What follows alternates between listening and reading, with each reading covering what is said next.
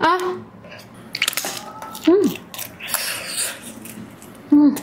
Mahilig ka ba sa sausage tapos yung may cheese? Eto nga, at nakabili na kami dito sa Pinas ng Uncle Boss Sausage. Eto yung nag-viral na sausage na may pumuputok na cheese pag kinagat mo. May 3 flavors ako. May 4 cheeses pork sausage, 4 cheeses wagyu sausage, and truffle cheese sausage. Sa Thailand ka lang makakabili nito, pero may nalaman kami na nagtitinda ng mga ganito dito sa Pinas. Kaya sa mga gusto makatry ng sausage na pumuputok na cheese, message nyo lang yung FB ni Miss Malena. At ayan na, luto na ang mga sausage. Sinamahan ko na din ng pansit canton. Tara, kain na tayo! So yan guys, saluto ko na yung mga sausage. Ito 4 cheese, unahin natin dito. Ah! Net.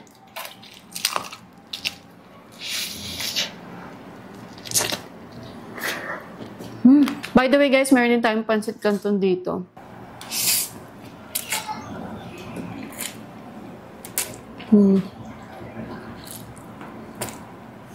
So ito guys, meron tayong flavor na wagyu cheese. Ito medyo maliit siya, payat. No, ma-cheese din siya.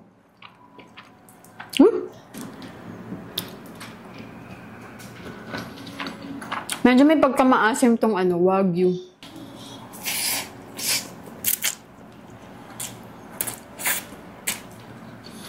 So ito naman guys, yung flavor nito, ito yung truffle cheese.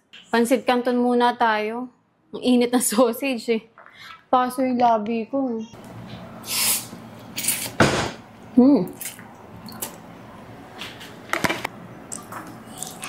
Oh. So ito guys, hindi siya yung tumatalsik na na sausage. Pero may cheese siya. Ang sarap. Ang sarap nung truffle sausage. Ang sarap nitong itong flavor na to.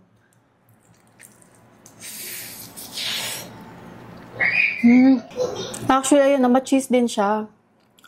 Hindi lang siya yung ganun ka cheesy nung 4 cheese. Ang sarap ng pagka-truffle niya. Lasang-lasa mo talaga. Sarap sausage with pancit canton.